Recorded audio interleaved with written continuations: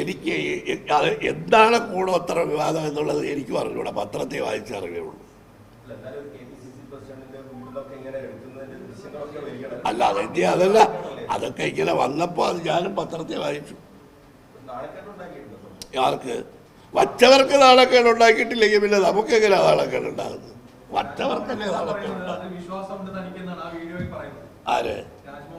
അല്ല, അതൊന്നും എന്നോട് ചോദിച്ചതിനാണ്. എനിക്കതൊന്നും അറിഞ്ഞൂടാ, ഇതിനെ കുറിച്ചൊന്നും എനിക്കൊന്നും അറിഞ്ഞു.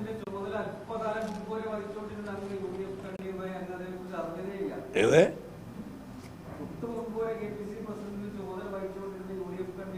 അല്ല നിങ്ങളൊക്കെ അറിഞ്ഞപ്പോ ഞാനും അറിഞ്ഞു, മീഡിയയിൽ കണ്ടപ്പോഴല്ലേ അറിഞ്ഞുള്ളൂ.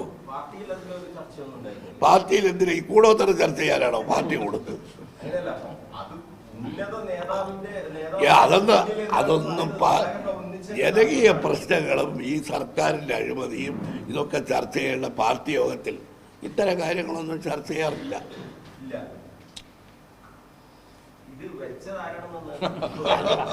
അപ്പൊ ഞാൻ നിങ്ങളോട് ചോദിക്കേണ്ട ചോദ്യമാണ്. കാരണം നിങ്ങൾ കണ്ണൂരുള്ളവരാ, ഞാൻ തിരുവനന്തപുരത്ത് നിന്ന് വരിക. ഇത് വച്ചത് ആരാണെന്ന് നിങ്ങൾക്ക് അറിയാമോന്നാ ഞാൻ അങ്ങോട്ട് ചോദിക്കാൻ ഉദ്ദേശിക്കുന്നത്.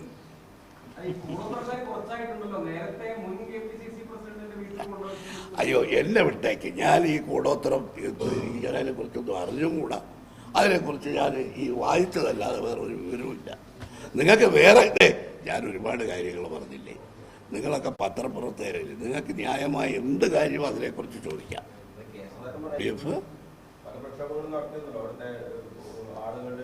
ഞങ്ങളല്ല നടത്തിയത്, മത്സ്യത്തൊഴിലാളികൾ. അവർ അത് കൊടുക്കും. കാരണം ഉമ്മൻചാണ്ടി മുഖ്യമന്ത്രി ആയിരിക്കുമ്പോൾ ഇവരുടെ പുനരധിവാസത്തിന് വേണ്ടി അവിടുത്തെ ബിഷപ്പും മത്സ്യത്തൊഴിലാളി സംഘടനകളുമായി ചർച്ച ചെയ്ത് 487 കോടി രൂപ വകയിരുത്തി. ഒരു പൈസ പോലും ചെലവാക്കിയില്ല.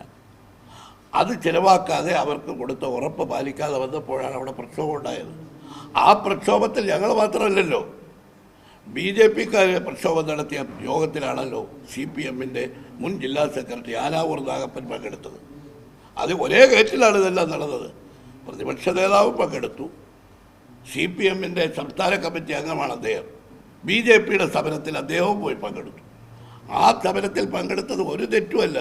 ഇപ്പോഴും ഈ പരിപാടിയിൽ അവിടുത്തെ ലത്തീൻ കത്തോലിക്ക ബിഷപ്പിനെ ക്ഷണിച്ചിട്ട് അവർ പങ്കെടുക്കുന്നില്ലല്ലോ. കാരണം ഈ ഗവൺമെന്റ് കൊടുത്ത ഉറപ്പ് ഒന്നും പാലിക്കുന്നില്ല. അതാണ്.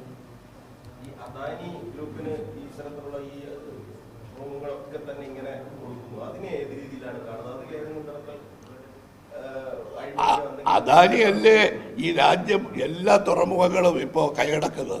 അത് കൊടുക്കുന്നത് മോഡിയല്ലേ? അദാനിക്ക് വേണ്ടിയല്ലേ മോഡി ഭരിച്ചുകൊണ്ടിരുന്നത് 10 കൊല്ലവും?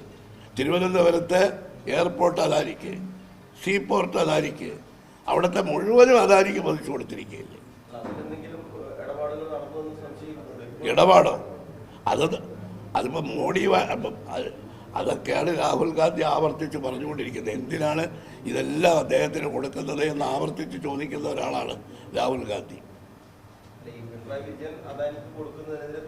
അല്ല, പിണറായി വിജയൻ കൊടുക്കുന്നതല്ലല്ലോ, ഇത് ഗവൺമെൻറ് ആദ്യകാലത്ത് തീരുമാനിച്ചതല്ലേ. അപ്പോഴാണല്ലോ പിണറായി വിജയൻ പാർട്ടി സെക്രട്ടറി ആയിരുന്നപ്പോൾ 5000 കോടി രൂപയുടെ 6000 കോടി രൂപയുടെ പദ്ധതിക്ക് ഉമ്മൻചാണ്ടി 5000 കോടി രൂപയുടെ അഴിമതി നടത്തിയെന്ന് അദ്ദേഹം ആരോപണം ഉന്നയിച്ചു.